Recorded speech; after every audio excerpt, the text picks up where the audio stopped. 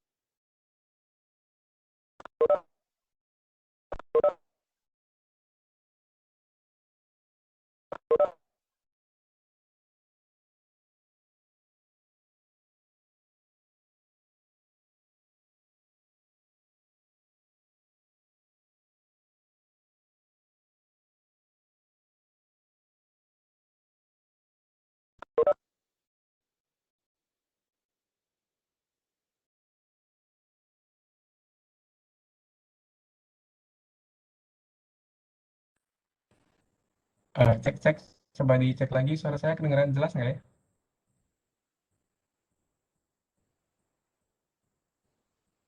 Oke oke. Oh ya, sebelum kita mulai materi kali ini tentang perkenalan Python, Python ya, jadi nggak panjang sebenarnya materinya, paling ya cepat aja paling selesainya. Sebelum itu perkenalkan dulu. Sebentar, saya coba sharing screen.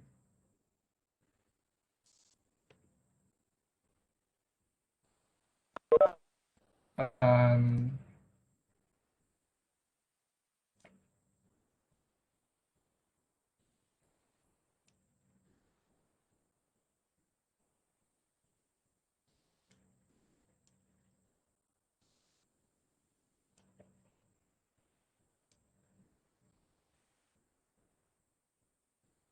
oh ya, perkenalkan dulu nama saya Ihsan untuk selaku instruktur hari ini.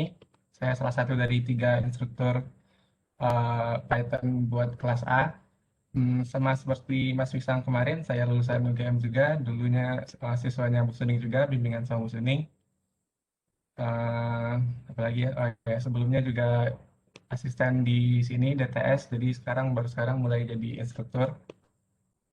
Hmm, untuk sebelum mulai mungkin kita teman-teman mungkin ada masalah kemarin di itu apa namanya instalasi Python, mungkin bisa sebelum mulai kita bisa tanya-tanya di sini dulu atau gimana. Nah, sementara ini saya mau data dulu.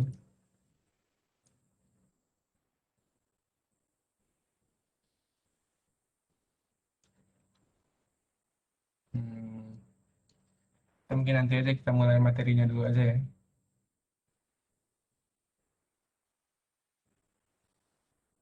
Oke. Oh ya, materi ini perkenalan Python ya. Yang akan kita pelajari hari ini seperti berikut: dasar pemrograman komputer, perbedaan kompilasi dan interpretasi, uh, pengantar bahasa pemrograman Python, dan instalasi Python. Untuk instalasi Python sendiri udah dibahas di pertemuan sebelumnya ya. Jadi mungkin kita cuman membahas ini sedikit aja nanti. Sebentar. Oh ya, untuk rekaman nanti bakal di-share ya. Tiap tiap rekaman bakal di-share. Ini untuk introduction aja, ini ke perbedaan manusia dengan komputer. Jadi itu cepat tapi tidak cerdas, manusia itu cerdas tapi tidak cepat. Maksudnya gimana ya, komputer itu dia harus dikasih tahu gitu instruksinya apa, dan harus datanya lengkap baru bisa membuat keputusan, sedangkan manusia dengan keputusan terbatas bisa mm, dengan data terbatas dan instruksi terbatas bisa membuat keputusan. Sebentar chatnya.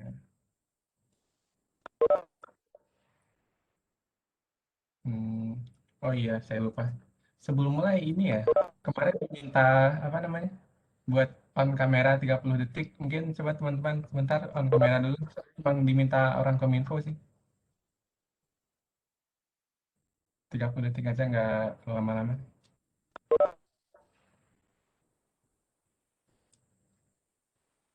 Biar bisa saling kenal juga.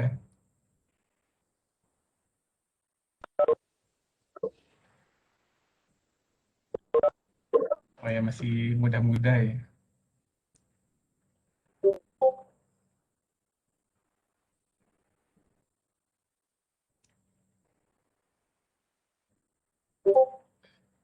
Ya cukup kayaknya teman-teman. Makasih.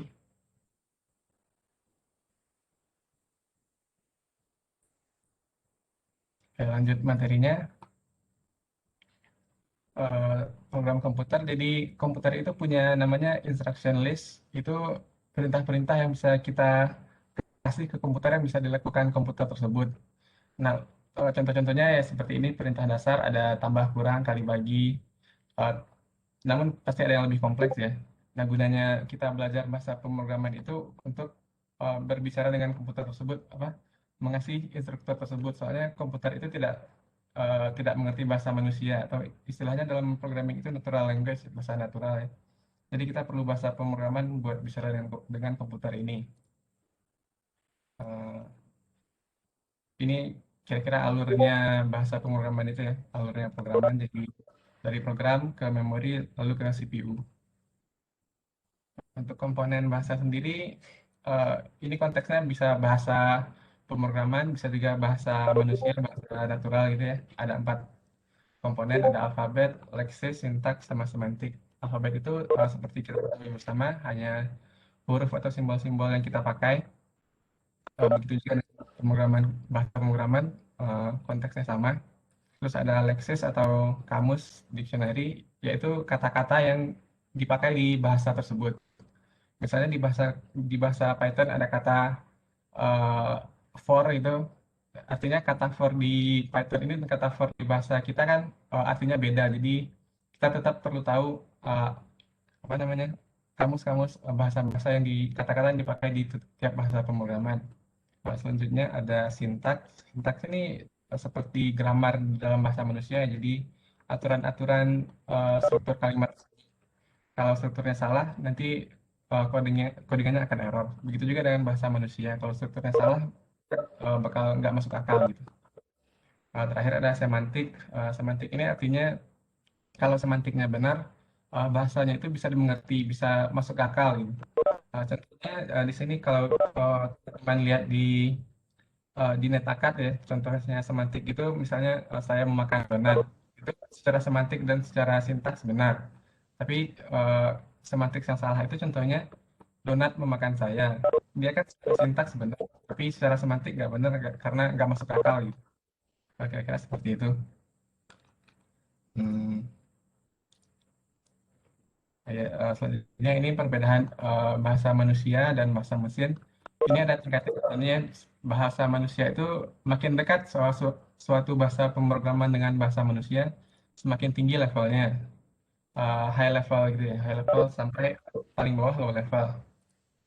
Low level itu paling low itu ya seperti bahasa mesin yang isinya cuman dari 0101 gitu emang di mustahil di apa dimengerti manusia. Begitu juga dengan bahasa natural, bahasa manusia kita mustahil buat langsung mengerti sama si komputer ini. Dan ini contoh-contohnya tingkatnya ada Python, C Sharp, Java, C++, Assembly, dan lain-lain. Python ini letaknya paling atas, paling dekat dengan manusia karena memang dibanding bahasa-bahasa lain, Python termasuk yang paling simpel ya. Uh, Maksudnya semantiknya itu paling gampang dimengerti. Mungkin teman-teman yang udah pengalaman dipakai bahasa pemrograman lain untuk belajar Python bakal merasa emang gampang banget kan. Teman-teman yang baru belajar pemrograman emang cocok belajar Python karena emang lebih paling simpel lah gitu dibandingkan yang lain. Selanjutnya perbedaan kompilasi dan interpretasi. Kompilasi itu gimana ya? Jadi kalau bahasa pemrograman yang memakai sistem kompilasi itu setelah kita bikin codingannya, kita harus dia bakal dikompil dulu. Dikompil itu artinya ditranslate dulu si program ini, si bahasa yang kita tulis ini bakal ditranslate dulu ke dalam bahasa mesin yang 1010 tadi itu. Jadi seluruh codingannya di-compile dulu, nanti berubah jadi bentuk file yang telah tercompile dan nanti file itu yang bakal di-run. Terus ada yang interpretasi, contohnya ya seperti Python ini kurang lebih bisa disebut bahasa interpretasi. Kalau interpretasi ini dia tidak perlu ditranslate ke bahasa mesin dulu, jadi langsung bisa di-run seperti apa adanya. Coba lihat selanjutnya. Ini kelebihan dan kekurangannya ya. Mungkin sedikit lebih detail lagi kalau contohnya eh, kalau kompilasi bahasa yang kompilasi ini lebih lebih cocok digunakan waktu kita membuat program yang besar karena dia ini waktu eksekusinya cepat. Tapi ya dia proses kompilasinya itu eh, bakal memakan waktu cukup lama. Coba lebih detailnya dilihat di sini. Kelebihannya kompilasi itu eksekusi program lebih cepat, tidak butuh program lain untuk menjalankan programnya. Nah, ini tuh artinya waktu program itu codingan kita sudah di-compile, nah filenya itu bisa dijalankan di komputer lain tanpa komputer lain itu harus menginstal bahasa pemrogramannya dulu. Terus hasil kompilasi program sudah berbahasa mesin. Kekurangannya kompilasi itu proses kompilasinya biasanya cukup lama.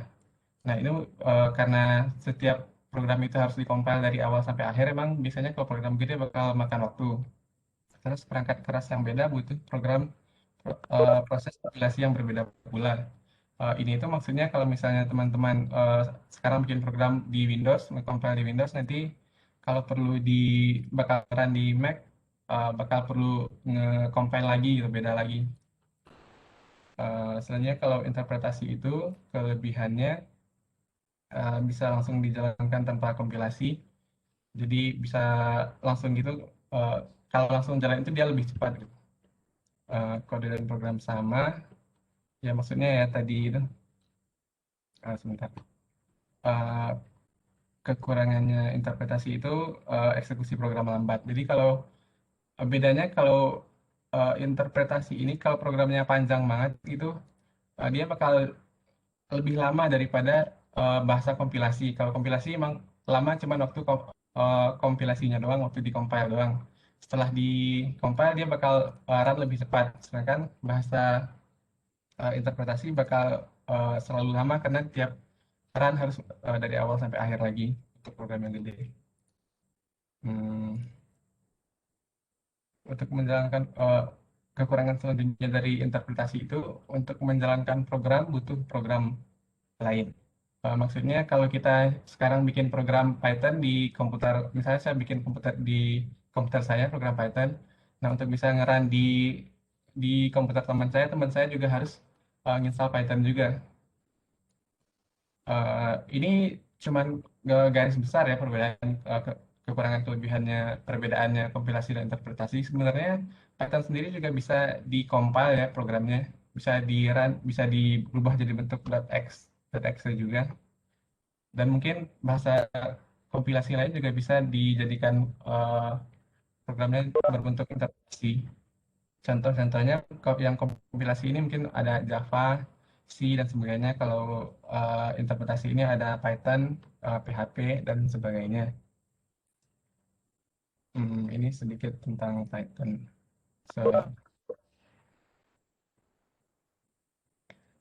ini Python penemunya ya Guido van Rossum. Jadi Python ini salah satu dari sedikit bahasa pemrograman yang benar-benar dibuat oleh satu orang doang ya awalnya. Tapi karena ini open source, Python ini open source, udah diupdate banyak orang ya, makanya bisa jadi seperti sekarang. Python ini ya ini high level programming uh, yang berbentuk bahasa interpretasi dan general purpose. Jadi dia bisa dipakai buat macam-macam ya, bisa buat web, buat game, buat program, banyak banget modul atau library yang tersedia di Python ini. Uh, Namanya sendiri berasal dari Monty Python ya, mungkin ada teman-teman yang pernah nonton juga Monty Python. Terus ini seperti kekurangan dan kelebihannya Python lah. Dia gampang, dia termasuk masa pemrograman paling gampang, open source, jadi semua orang bisa ngupdate Python ini ya kalau ada source-nya itu bisa dilihat semua orang. Hmm, Semantik, intuitif, manusiawi ya kayak tadi itu. Bahasanya masuk akal gitu dilihat manusia karena high level banget. Jadi orang yang belum belajar programming pun ngelihat bahasa pemrograman Python itu bisa ngerti walaupun nggak 100% tapi bisa banyak ngertinya gitu. Dibandingin mungkin lihat bahasa pemrograman Java, C dan sebagainya lebih gampang Python dimengerti. Itu termasuk paling banyak digunakan ya tiga besar bahasa pemrograman dunia. Hmm, Terus nah, ini kemarin sudah dibahas ya sepertinya perbedaan Python 2, Python 3. Python 2 sendiri itu sepertinya udah tidak disupport community-nya lagi, jadi emang udah nggak update. Untuk teman-teman kalau install Python emang harus Python 3, eh, 3,4 ke atas lah ya, yang masih jalan. Hmm, ya ini sedikit apa namanya em, perbedaan keluarga-keluarga Python. Ada CPython, Python, sama Jython, sama PyPy. Sebentar. Ini apa ya? Kalau kita sendiri di yang kita pakai di sini ya namanya yang CPython ini ya yang dipakai Python Software Foundation ini yang dikembangkan oleh mereka masih disupport gitu. Itu yang kita pakai ke depan di teman-teman semua pakai, yang orang-orang kebanyakan pakai itu yang namanya C Python. C Python ini turunan dari bahasa C. Jadi si Guido van Rossum tadi bikin membuat Python itu berdasarkan dari bahasa C. Dia membuat Python menggunakan bahasa C. Makanya namanya C Python. Terus ada juga yang lain, ada Python mirip-mirip C Python, Python. Bedanya kalau Python ini dia Python tapi nanti waktu di run bahasa pemrograman codingan yang kita bikin itu bakal ditranslate dulu ke C. Soalnya uh, C itu ngeranya kan lebih cepat deh. Jadi kalau di Python itu nulisnya lebih gampang, tapi ngerannya lebih cepat di C. Makanya ada bahasa yang ini, Python ini. Mungkin orang yang bikin pengen ingin lebih efisien waktu pemrogramannya, jadi pakainya ini. Terus ada Jython. Jadi ini kalau Python ini turunannya Java ya. Biasanya yang kita pakai kan turunannya C. Jadi kalau Jython ini turunannya Java. Terus ada juga PyPy. Kalau PyPy ini lebih ke versi lebih simpelnya Python, kalau tidak salah ya. Jadi biasanya eh, disebut juga RPython ya. Teman-teman bisa baca sendiri di ininya di NetAcad modul 1. RPython atau PyPy ini maksudnya restricted Python. Biasanya digunakan untuk orang-orang yang mendevelop Python itu sendiri.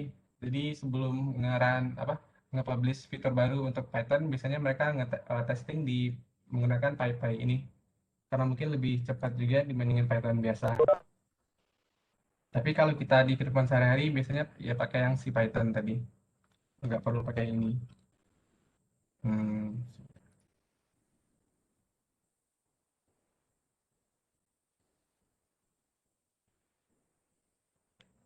eh materinya dikit juga udah habis. Eh, buat teman-teman kemarin ada makainya apa aja ya? Coba mungkin bisa ditulis di chat apa aja yang dipakai apa? Pakai Jupyter kah, Colab kah, atau Visual Studio, atau eh, mungkin pengen pakai Colab tapi belum tahu caranya, mungkin bisa tulis di chat atau Q&A bisa lihat kayak. Hmm,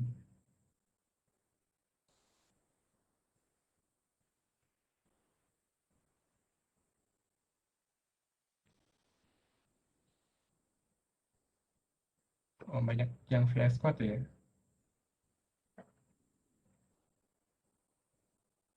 Oh, banyak banget VS Code.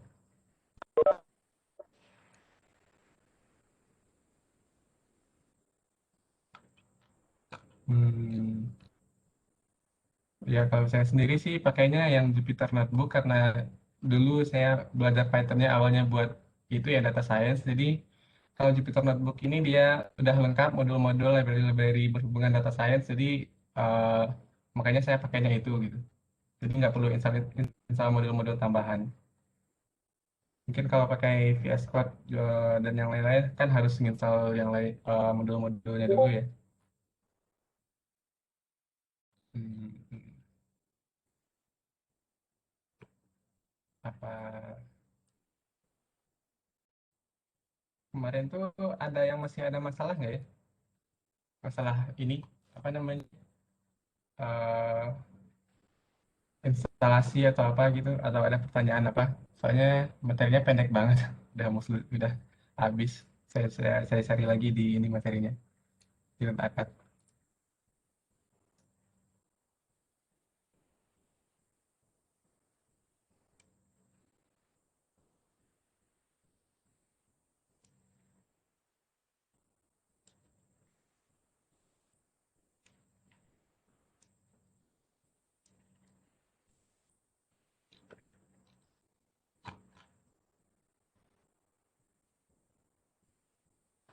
Oh ya untuk semua materi nanti bakal di share ya nanti ada itunya kok ada folder bakal di share terus tiap minggu materinya. Materi yang dipakai sama recording pasti di share.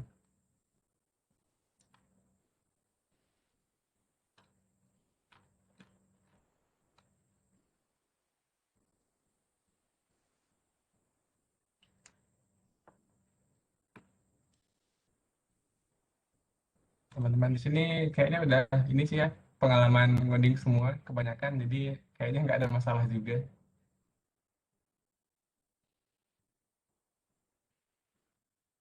Malah kayaknya lebih pengalaman dari kita yang apa instruktur-instruktur baru-baru muda-muda ini jadi nanti kalau misalnya saya atau teman-teman lain ada salah-salah atau kurang-kurang itu teman-teman bisa bantu nambahin atau ngoreksi atau nanti teman-teman yang udah berpengalaman bisa bantu teman-temannya di Discord juga nanti.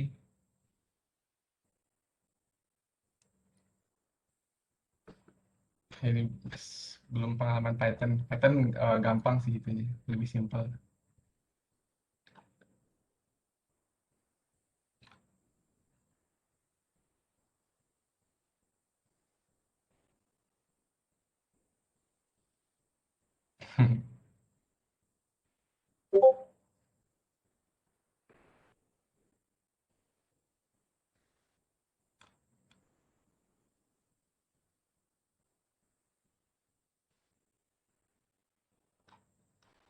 Ya, boleh teman-teman nanya-nanya apa dulu gitu bebas. Waktunya masih banyak banget ini.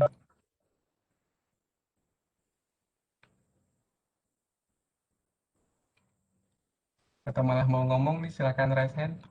Saya kasih ngomong juga nggak apa-apa.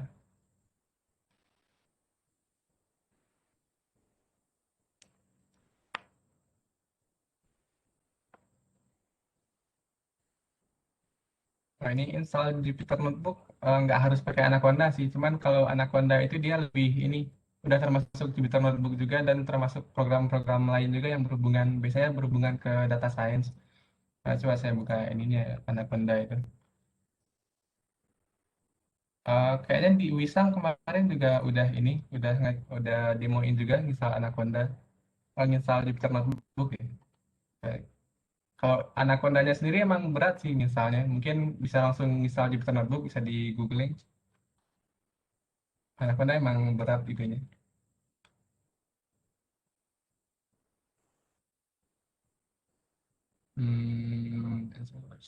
Masih mendengarkan ada tesnya. Eh, Kalau tesnya tiap-tiap modul harusnya udah bisa dikerjain dari sekarang sih. Itu nggak ada batasnya kok bisa dicoba-coba terus kalau tes masing-masing modul itu. Nanti yang ada batasnya itu summary test sama final test apa ya. Kalau tes masing-masing modul nggak apa-apa.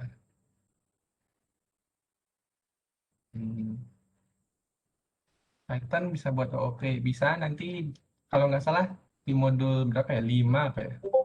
Ada bakal belajar OOP juga.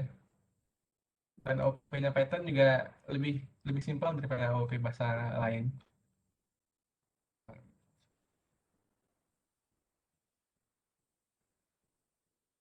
Python, coba baca lagi tentang Python ini.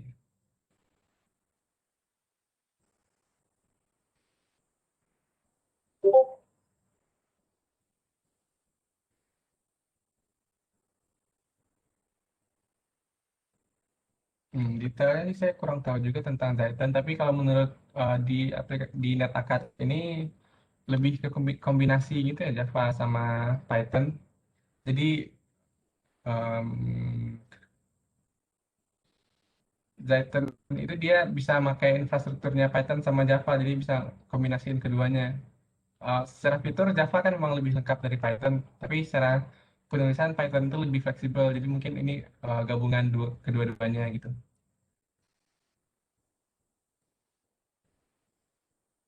Hmm, Benar tadi.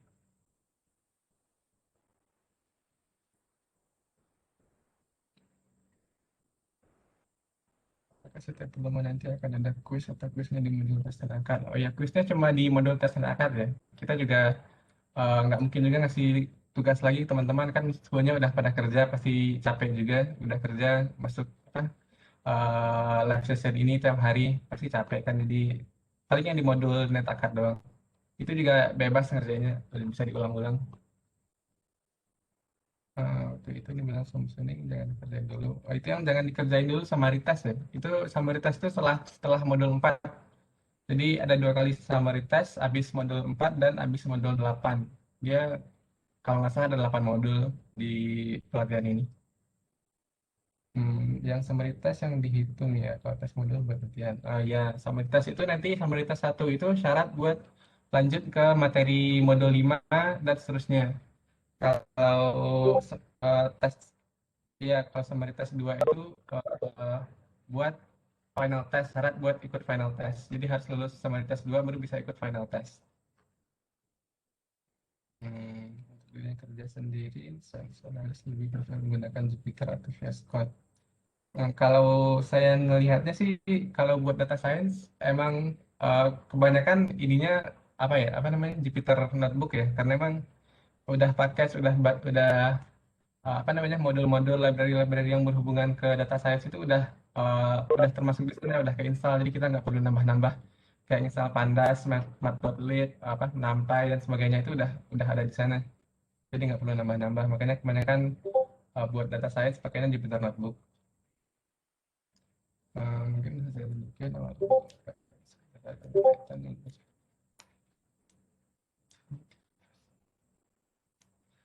Eh, Kalau saya awalnya belajar Python dulu ya karena emang saya sendirinya nggak terlalu suka programmingnya walaupun dulu kuliahnya IT. Jadi eh, nyari-nyari dulu bidang IT yang ngodingnya nggak banyak tapi tetap apa sih tetap bagus prospeknya. Jadi waktu itu nemu data science. Jadi eh, mulailah belajar data science dari situ, mulai belajar Python terus macam-macam lah. Nah, terus saya juga waktu itu kuliah sama Bu Suning.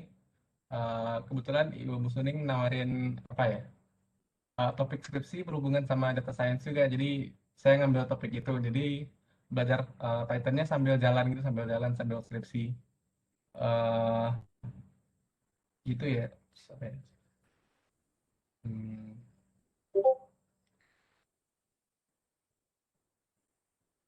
Kenapa Python biasa dipakai sama data scientist?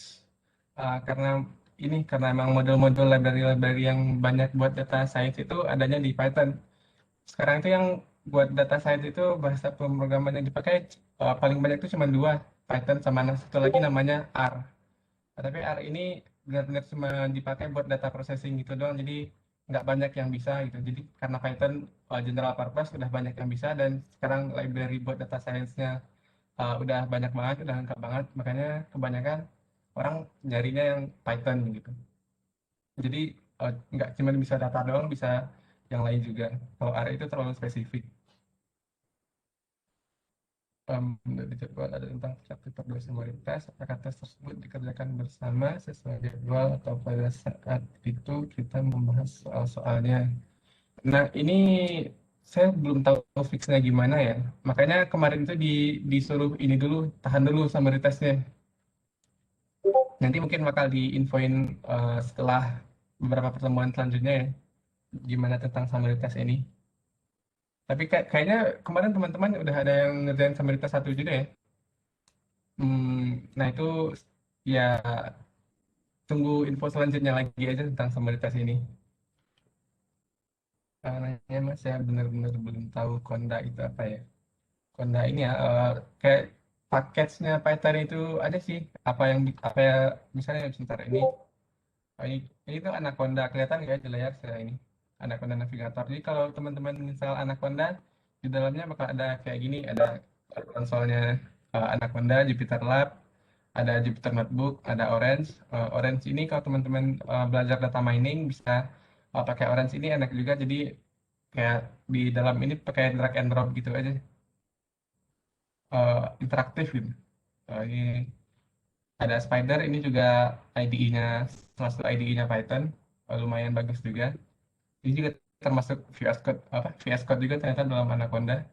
Ada R Studio juga buat yang pakai R. Jadi Anaconda ini ya buat paketnya data science lah gitu. Jadi uh, dia termasuk di dalamnya program-program yang kita perluin buat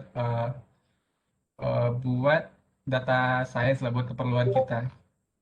Conda itu juga mirip gitu sih. Hmm, Sebelah mana ya tadi? Contoh penggunaan data science.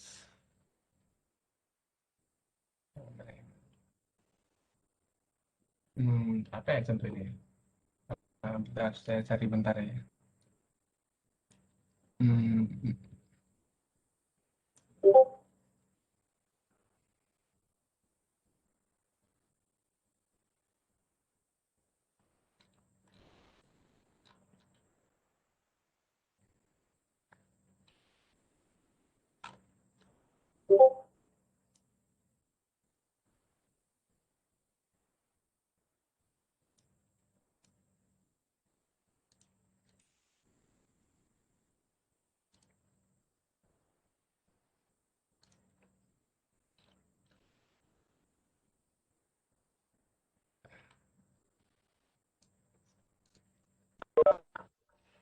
Hmm, maksimal berapa kali untuk retake model tes tahu saya nggak ada maksimalnya, bisa diambil berulang-ulang.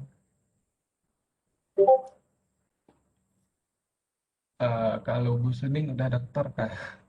Suning apa ya gelarnya? Saya juga lupa. Tapi emang udah dosen ini banget sih di UGM. Udah tinggi banget lah istilahnya. Makanya Bu Suning itu sibuk banget kalau di kampus. Waktu saya kuliah dulu juga jarang ketemu Bu Suning, walaupun kuliah sama Bu Suning ini sering banget keluar negeri gitu, ada acara apa-apa, emang sibuk banget. Dan besok pun teman-teman kan jadwalnya Bu Suning ya, tapi yang sendiri besok nggak bisa masuk dan sepertinya bakal digantiin Pak Bimo. Sebentar. Ini dulu kelihatan nggak ya ini? Sebentar.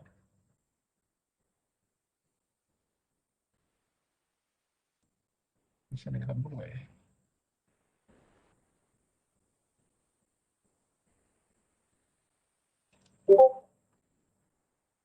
Nggak, tunggu bentar ya. Model 2 agak sulit dipahami. Oh ya bagus nih, ternyata udah mulai baca-baca sendiri. Emang tujuannya gitu, soft test belajar itu kita sebelum apa namanya, sebelum masuk sesi live session belajar belajar sendiri dulu. Nanti kalau emang nggak paham, nah baru ditanyain di live sessionnya. Emang bagus bagus banget gitu. Ini layar saya kelihatan nggak ya ini? Itu ini salah satu contoh dulu saya bikin skripsi ya, emang. Walaupun masih kacau, jadi bisa di apa istilahnya, dilihat dikit lah. Ini saya dulu skripsinya kayak bikin prediksi gitu, memprediksi nilai akhir mahasiswa uh, pakai log data. uh, ini kuliah online ya, jadi kan ada log datanya itu. Kayak mereka bikin buka page berapa kali, jawab pertanyaan di forum berapa kali. Nah, kita pakai data itu buat nanti ngeprediksi uh, si siswa ini bakal lulus atau nggak lulus mata kuliah tersebut gitu. Contohnya gini ya, ini saya pakai Jupyter Notebook, import-importnya. Ini library-nya mungkin nanti bakal dipelajari di sesi tambahan, kayaknya ada belajar Pandas. Kalau Pandas itu emang kalau teman-teman mau belajar data science itu perlu banget Pandas. Penting banget belajar Pandas, nggak mungkin nggak belajar gitu kalau pengen masuk ke data science. Nah, ini pakai di line 6 ini ada kita import datanya. Di Pandas itu bentuknya data frame ya. Data frame itu nanti kayak gini, tabel sih, tapi namanya di sini data frame kalau dalam konteks ini. Jadi di sini bisa kita lihat mahasiswanya, ini data-datanya, studi resource view, forum discussion, quiz, bisa dilihat di sini. Nah ini nanti kita memprediksi ini, kolom ini, pas Mafel ini, berdasarkan data-data ini. Jadi machine learning ya ini istilahnya. Bentuk analisisnya gini, kita analisis eh, ini istilahnya apa ya? Korelasi ya, mencari faktor-faktor yang berkorelasi paling tinggi ke skor akhir mahasiswa. Nanti itu yang kita masukin ke eh, model machine learningnya, biar mereka belajar mencari pola. Kalau eh, mahasiswanya misalnya nge-view page segini, ngakuin quiz segini, mereka bakal lulus atau enggak. Jadi machine learning itu kira-kira seperti itu ya. Nge- si si komputer ini bakal belajar melihat pola-pola dari data-data yang kita kasih ke mereka. Jadi emang makin banyak datanya, makin tinggi akurasinya. Ini apa, analisis analisis singkat yang diperluin buat di sini. Hmm, Emang kalau ngejelasin ini agak terlalu ini sih, terlalu jauh. Tapi sekedar pengenalan buat teman-teman dulu aja. Nanti mungkin bakal dibahas lebih jauh waktu ngebahas Pandas. Nanti ini contoh hasil akhirnya bisa kayak gini ya. Kita ngeprediksi ini, misalnya ini akurasinya 96%, lumayan cukup bagus. Tapi nanti lebih detailnya bisa dilihat di ini namanya confusion matrix. Untuk sementara mungkin perkenalan ininya di situ dulu aja. Eh, Lanjut pertanyaan selanjutnya. Menurut mahasiswa sisa selain data scientist ada pilihan karir lagi mas sekarang setelah kemarin ekspektasi Python. Sebenarnya Python ini banyak banget sih dipakai bukan data scientist doang. Memang yang lagi hot sekarang itu ya data scientist sih buat Python. Tapi selain itu juga karena Python ini general purpose yang belum bisa di apa? Yang belum banyak pakai Python itu cuman mobile doang ya mobile apa? Android gitu iOS emang belum ada yang pakai Python. Kalau yang lain-lain ada pakai Python ada pakai Python semua. Kalau nggak salah juga YouTube, Google yang aplikasi-aplikasi gede gitu, program-program gede juga banyak yang pakai Python. Sama kegunaan Python itu sih kalau menurut saya emang banyaknya di kehidupan sehari-hari itu emang banyak. Kalau misalnya teman-teman anak orang-orang kedokteran atau biologi itu mereka bikin program pendek-pendek gitu, lebih emang lebih banyaknya pakai Python. Soalnya Python itu cocok dipakai kalau teman-teman bikin program yang cuman sekali atau beberapa kali pakai doang terus ditinggal bikin lagi gitu. Karena Python itu cepet ya buat program-program kayak gitu, nggak perlu dikompil dan uh, uh, kayak Jupyter Notebook ini kan dia bisa di run per bagian gitu. Kita mau run bagian ini doang, dan kalau ada error ketemu errornya juga lebih gampang karena kita langsung tahu errornya di bagian ini errornya di bagian ini gitu. Hmm, tentang kelompok di akhir nanti akan dipresentasikan atau hanya dikumpulkan. Tugas kelompok akhir nanti dipresentasiin ya, nanti ada beberapa sesi gitu buat waktu teman-teman dikasih waktu teman-teman ngepresentasiin eh, program tugas akhirnya. Metode yang suka sekarang sedang bekerja dan bidang sains lagi setelah menjadi veteran lanjut belajar gampang. Saya sendiri emang agak ini ya, dulu emang niatnya ini data science, tapi waktu sekarang sekarang sebenarnya saya ini masih belum kerja, masih nyari-nyari. Nah, masalahnya itu kemarin itu setelah lulus saya eh, berniat dari kerja di Jepang. Jadi kemarin-kemarin itu belajar-belajar bahasa Jepang sama ya ini ngelamar-ngelamarnya di perusahaan Jepang gitu. Dan emang belum beruntung sih, emang masih nyari-nyari gitu. Eh, Mungkin kedepannya bakal mulai ini lagi nyari-cari di Indonesia gitu. Karena kayaknya udah nggak realistis. eh yang berhubungan sama Python kerjanya kayaknya Wisang, Wisang apa ya? Oh, kayaknya nggak deh. Hmm. Oh, tapi ini nampai dulu atau pandas dulu atau matplotlib dulu. Kalau mau itu ya pandas dulu sih menurut saya. Soalnya kalau data science ini buat ngimpor ngimpor datanya itu ya perlu pandas dulu gitu. Buat apa namanya transform tabel ini data frame-nya ini bakal perlu pandas. Kalau nampai perlu tapi nggak perlu sedetail apa namanya sedetail pandas karena fitur-fiturnya nampai juga udah beberapa udah ada di pandas juga gitu. Kalau matplotlib ini nanti buat data visualization gitu ya. Jadi buat grafik-grafik kayak ini bakal perlu matplotlib nanti. Jadi nggak perlu belajar matplotlib dari awal dulu. Yang penting itu kita bisa ngolah datanya dulu. Jadi itu perlunya pandas dulu gitu. Nanti kalau teman-teman udah pengen belajar apa namanya visualisasi, baru belajarnya matplotlib.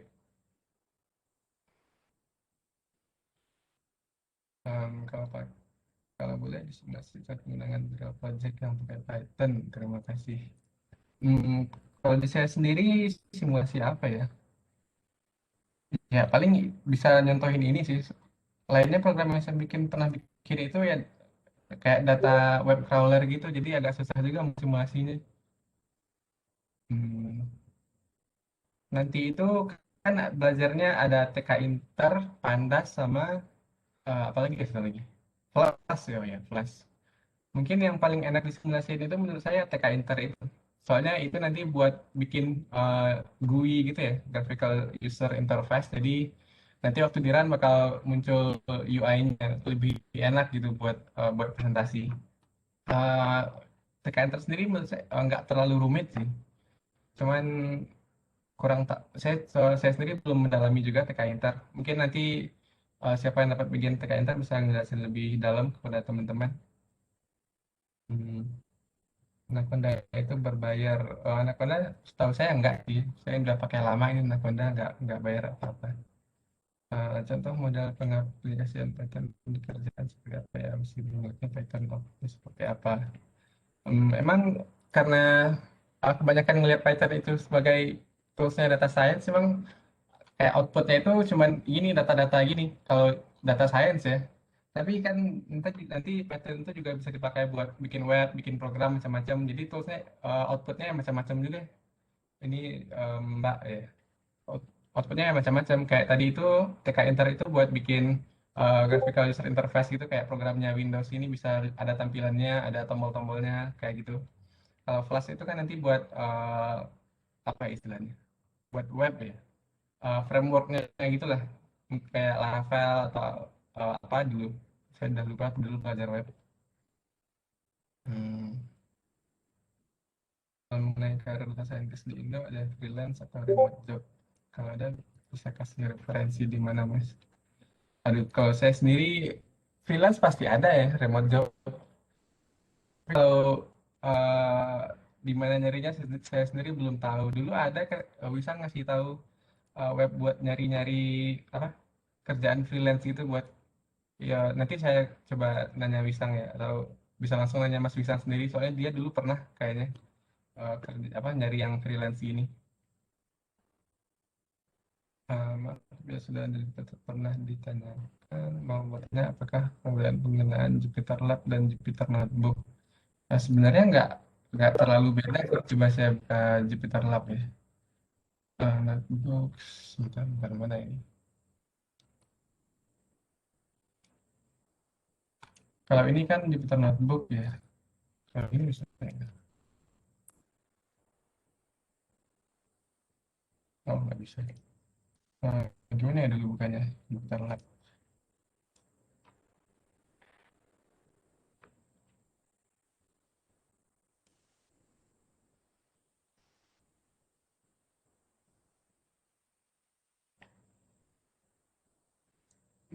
Cuman beda tampilan sih seingat saya. Jupyter Lab ini agak sedikit lebih apa ya? Lebih lengkap tapi eh, coba sebentar dilihat dulu deh.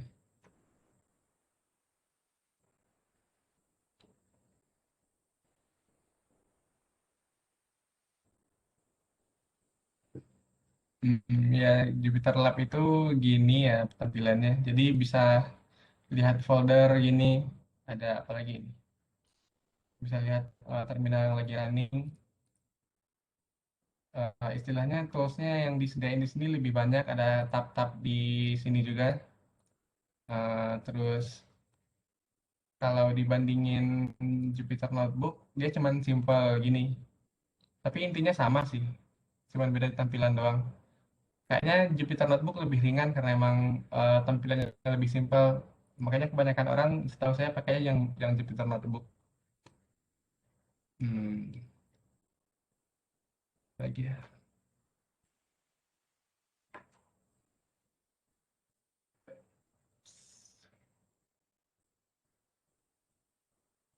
Di masyarakat mulai model berapa kita hands on. Di model satu saya baca full teori aja.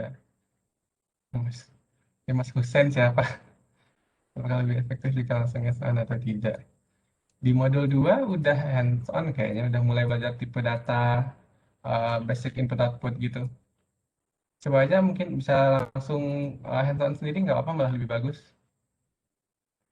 Modul 2 coba saya lihat bentar ya.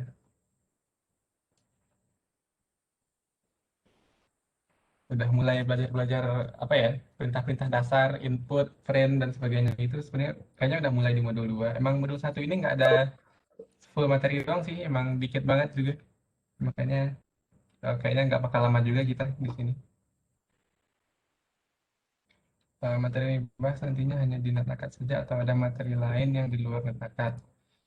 Kita sendiri udah nyiapin semacam notebook, makanya apa ya istilahnya eh, file notebook yang bakal kita presentasiin gitu ya. Apa namanya buat hands-on teman-teman. Jadi lebih gampang lihatnya, lebih pendek daripada NetAcad. NetAcad ini sendiri buat teman-teman baca-baca sendiri ya. Saya emang rekomendasiin banget sih buat baca-baca ini, walaupun emang panjang banget ya kelihatannya. Dan bahasa Inggris juga emang agak mumet, tapi lengkap sih emang.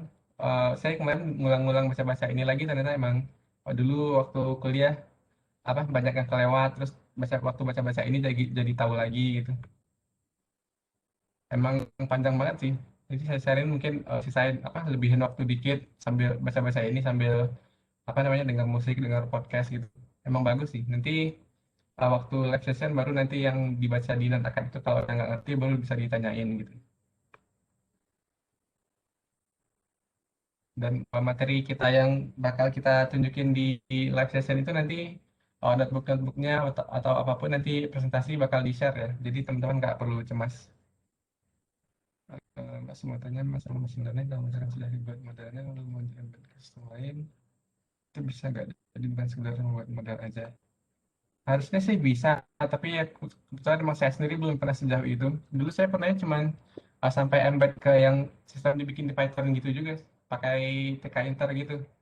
Jadi bikin tampilan apa GUI-nya pakai TK Inter terus di embed di embed ininya tadi machine learning-nya tadi. Jadi di situ bisa input data-datanya nanti bakal keluar hasilnya. Cuman simple gitu aja. Tapi mungkin bisa nanti di googling lagi harusnya sih bisa di embed ke sistem lain. Android ada framework namanya Hive. Oh iya, kayaknya emang ada sih baru-baru ini. Tapi kalau setahu saya emang masih dikit banget yang pakai Python buat mobile. Mungkin ini Mas yang nemu bisa mungkin mulai mulai dulu gitu. Siapa tahu nanti bakal orang-orang banyak pakai Python juga buat mobile. Python bisa buat program post ini apa ya? Eh, Berapa kira-kira range gaji? Kurang tahu tuh saya kalau range gaji. Tapi harusnya kalau lihat-lihat di internet sih buat data science atau data analis itu emang agak lebih tinggi sih daripada programmer biasa. Soalnya kerjaannya lebih apa sih? Lebih dekat ke manajernya. Soalnya eh, orang data science, data analis ini perlu buat bikin keputusan gitu. Mereka kan emang mainnya di data gitu. Jadi harusnya lebih tinggi dari gaji-gaji programmer yang lain. Murah enaknya mau belajar data science, mau belajar yang murah enaknya gimana? Banyak sih ininya di YouTube sebenarnya apa namanya tutorial-tutorial yang bagus di YouTube atau mau di Udemy juga sering ada gratis gitu. Eh, eh, Apa namanya course-course gratis. Saya sendiri juga sering dapat gitu yang gratis di Udemy atau beli juga sebenarnya nggak terlalu mahal buat apalagi buat teman-teman yang ini udah pada kerja paling 100-200 ribu gitu dan lengkap-lengkap itu di Udemy. Wah ini contohnya saya tentang data science di Udemy ya. Yang saya beli ya ini dulu berapa ya? Ini 159 ribu. Coba lihat isinya ya. Um, login dulu. Itu juga kalau teman-teman passwordnya apa? Lupa nih. Di forum-forum gitu juga kalau gimana ya? Ada mungkin yang pakai Reddit walaupun saya nggak tahu juga ini boleh rekomendasi Reddit apa enggak karena di ban Kominfo. Tapi itu kalau saya sendiri sih pakainya Reddit. Jadi ada kayak kayak subreddit buat ngasih-ngasih tahu kalau ada course gratis di Udemy gitu. Atau ke apa forum-forum Python gitu juga banyak banget di sana. Ini ya isinya kalau course-nya Udemy Data Science A to Z, Relevant Science Exercise Included. Jadi totalnya 21 jam video lumayan banget sih. Banyak itu buat harga 159 ribu. Ini ada kenapa data science materi. Ini materinya ya. Visualization. Oh ya kalau yang ini sepertinya nggak pakai Python ya. Yang materi yang apa? Yang ini bukan pakai Python lebih ke pakai tools-tools gitu. Ini contohnya ini pakai Tableau buat apa ya? Data mining. Jadi Tableau ini bagus juga sih buat teman-teman pelajari kalau mau jadi data scientist. Saya mau demoin Tableau, cuman Tableau saya udah kadaluarsa dulu pakai Tableau student, jadi udah karena udah nggak student udah nggak bisa dipakai. Jadi Tableau ini emang tampilannya bagus gitu buat visualisasi macam-macam, buat transform-transform data juga bagus. Uh, Flasher. Ini nanti belajar linear regression juga. Bentar, mana ya yang ini juga ada machine learning, cross machine learning.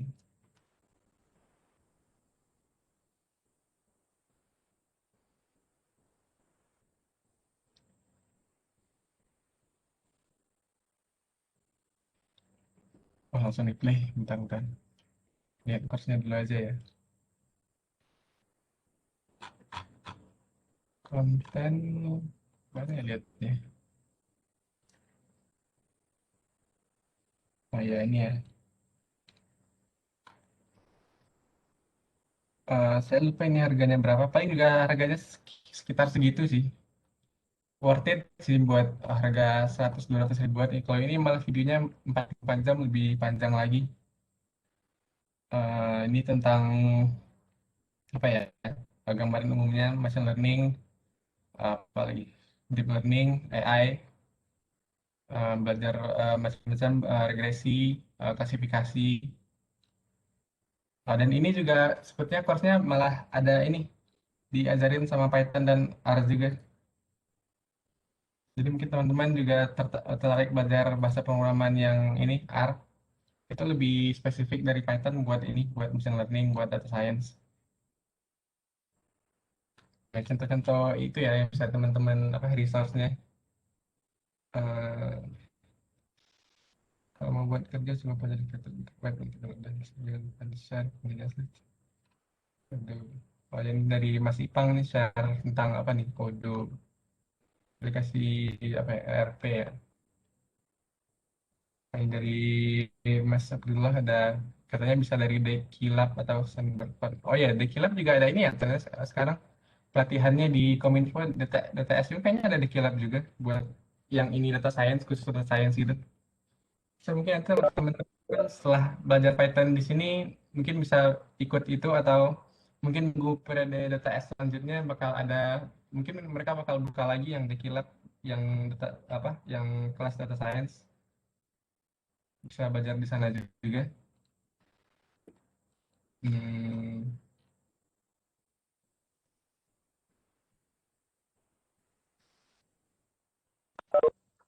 Lain dari Mas Andika ini data visualisasi yang simpel buat ngebuat case plan. Saya nggak malah nggak tahu itu apa.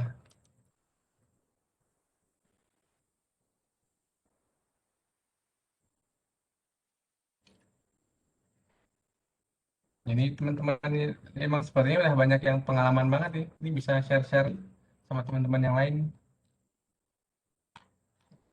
Oh, ini.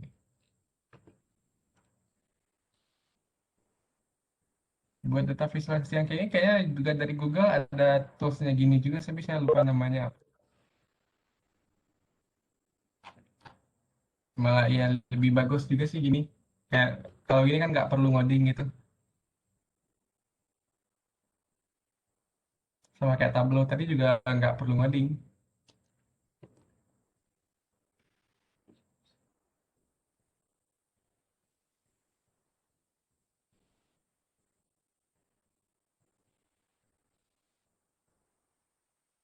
Nah, ini memang belajar Python lah, ya belajarnya basic dulu, nanti masuk langsung ke data science kan pusing itu nanti orangnya ngomong apa gitu.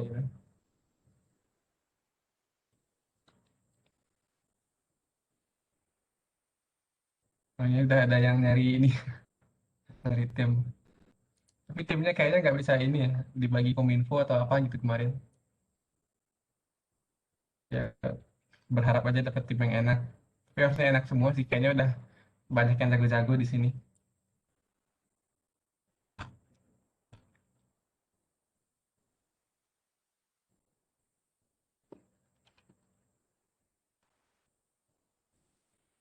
Atau malah di sini di kelas ini udah ada yang pernah pengalaman gitu di apa namanya Python atau data science kayaknya banyak yang nanya-nanya tentang data science kan. Siapa tahu di sini ada teman-teman yang udah malah udah kerja gitu di sana. Tapi ikut ini cuma buat dapat sertifikasi. Boleh sih ini kalau mau sharing-sharing masih banyak waktunya.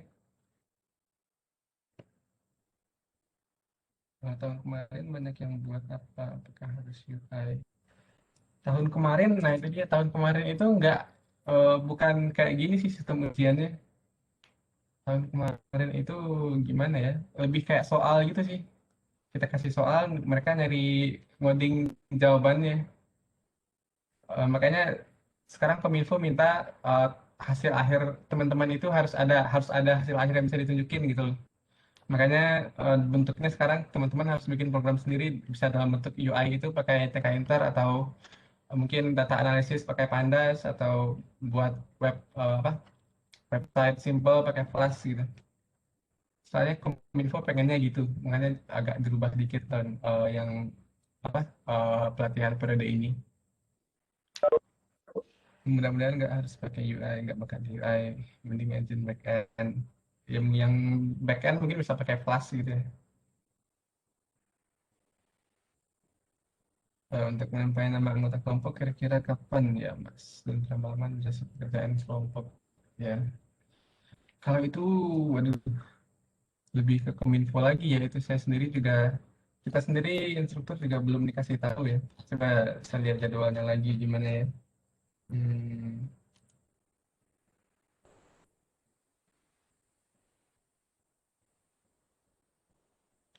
tema seingat saya sih bebas, tapi tunggu dulu aja buat ini apa namanya info selanjutnya. Sebenarnya belum tahu fix, tapi terakhir saya dengar sih temanya bebas.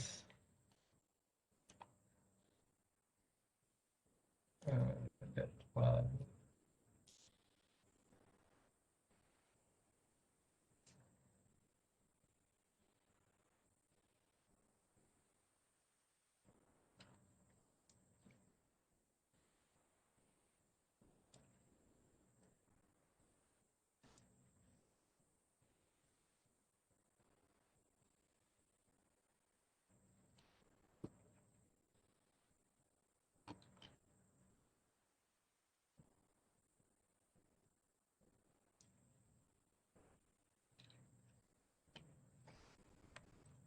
Sebentar nih jadwalnya.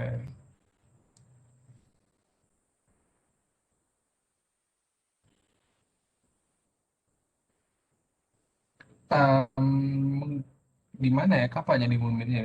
Kalau menurut jadwal 12 April final project. Ini 12 April udah ini ya, udah apa namanya? Udah presentasi. Jadi harusnya sebelum itu udah ini ya. Tapi kita belajar pandas itu 7 April. Pendek juga ya waktunya.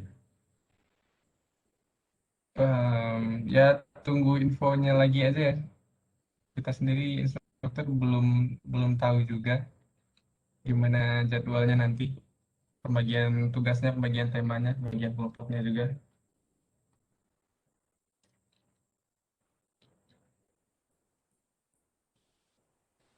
Nanti per 2 summary test itu Kamis. Oh, ada remedial juga ternyata. Buat teman-teman yang nggak lulus summary test kayaknya.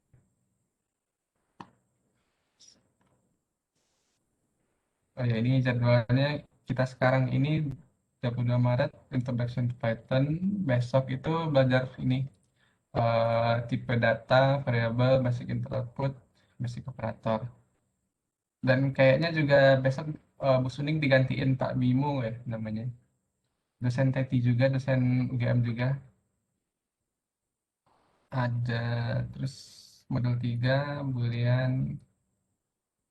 Ini bakal belajar loopnya Python itu for loopnya, while, dan semacamnya. Di modul 4 belajar function, tuples, oh ya, tuples dictionary. Habis itu summaritas 1. Ini summaritas 1 ini nanti syarat buat teman-teman masuk ke ini, part 2 modul 1. Oh, sekarang pembagiannya gitu ya. Jadi nanti part 2 ini harus lulus samaritas 1. Saya lupa kemarin ada samaritas ini ada itu ya, maksimal pengulangannya berapa kali, 3 atau 5 gitu. Banyak sih pokoknya. Pasti teman-teman pasti lulus kok. Asal nyimak, asal baca, asalkan baca data juga. Nggak asal tes-tes doang. Modul ini modul part 2 modul satu tentang modul package. Oh ya, ini nanti belajar modul-modul, paling modul-modul standarnya Python ya, yang bakal sering dipakai sama pip itu package manajernya Python. Ini object oriented, belajarnya modul part 3 ya, part 2 modul 3, exception modul 2. Oh iya, emang dibagi ya. Kalau pelatihan sebelum-sebelumnya itu cuma ada sampai 6 modul. Jadi kayaknya sekarang modul 5 6 yang sebelumnya itu dipecah jadi 4 agar lebih gampang juga sih dipelajari. Soalnya dulu modul 5 6-nya itu banyak banget materinya. Terlalu bikin mumet, makanya dipecah gini. Em, Samaritas nanti dari akad kan ya, bukan terpisah kayak awal pretest. Oh ya, Samaritas nanti emang dari akad kok. Kan udah ada di situ apa materinya. Dan bahkan juga kemarin udah ada yang ngambil tes juga, ngambil Samaritas. Hmm,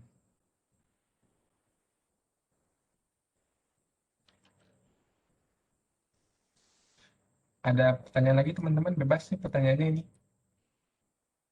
Mungkin nanti 8.20 kita ini aja selesaiin aja. Ini kok nyal-nyal, ya gak sih?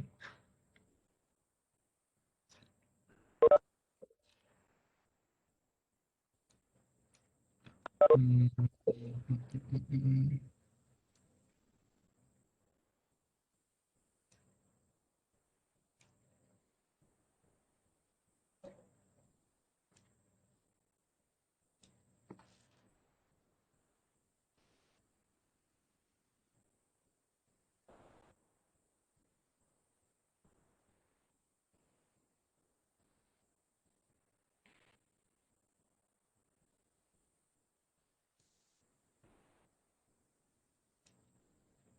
Oh ini ternyata ada yang nanya.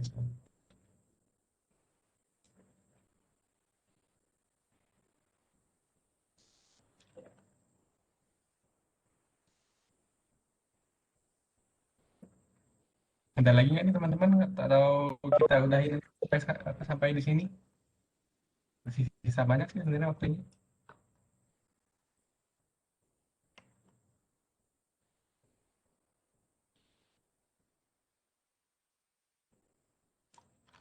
Udah ya kayaknya.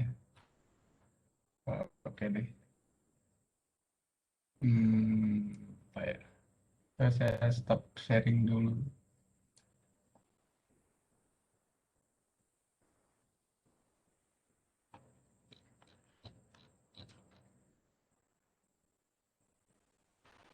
Modul satu tes sudah boleh dikerjakan, sudah seharusnya, sudah boleh. Oh, kalau integrasiin Python Raspberry, ya ini nanya ini aja, besok Wisang tuh sering pakai ini. Kalau saya lihat dia punya ini juga Raspberry-nya. Nanti bisa nanya ke Mas Wisang ya. Jadwalnya lusa harusnya dia, Wisang. Kalau saya sendiri sih belum pernah. Namanya lebih enak nanya ke Wisang kan, lebih ngerti. Coba.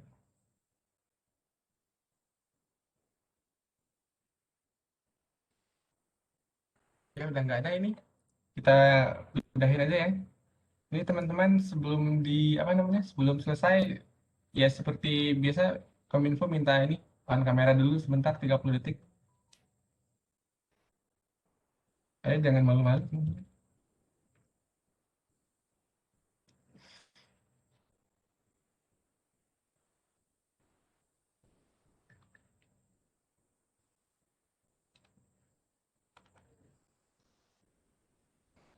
Oh ya, ya banyak yang saya. Ya, sekali lagi itu ya sebelum ditutup saya apa saya ingetin kalau teman-teman baiknya itu ya baca repakatnya, jangan cuma bergantung ke lab session ini. Lebih baik itu teman-teman sebelum kelas disempetin baca-baca dikit, nanti kalau nggak ngerti bisa baru ditanyain di live session. Eh, gitu biar apa namanya biar lebih masuk gitu, soalnya emang di live session ini kita nggak bisa nggak mungkin tercover semua ya dalam 2 jam ini. Walaupun yang emang pertemuan ini sih cuma introduction, makanya emang kita singkat banget, nggak bisa dipanjang-panjangin juga nggak tahu mau ngomong apa lagi juga sih.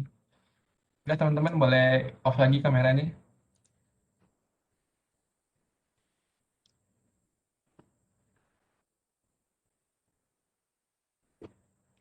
Oke.